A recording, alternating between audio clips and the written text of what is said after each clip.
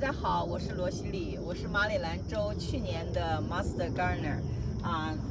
今天呢，我用这个短视频给大家介绍一下我家的雨水收集系统。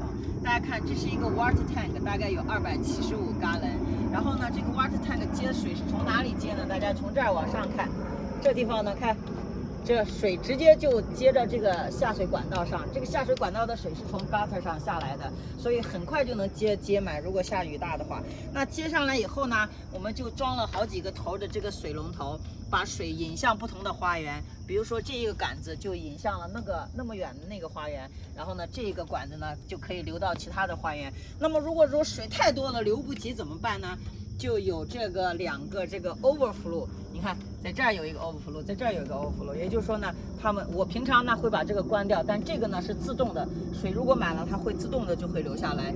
所以呢，用雨水来浇灌花园有3个好处，一个当然可以让你的水呢远离你的房子，第二个呢就是节约水啊，你不用自来水或者用你家的井水。第3个呢当然是环保了，所以我们要充分利用大自然的给我们的馈赠来做更好的园子。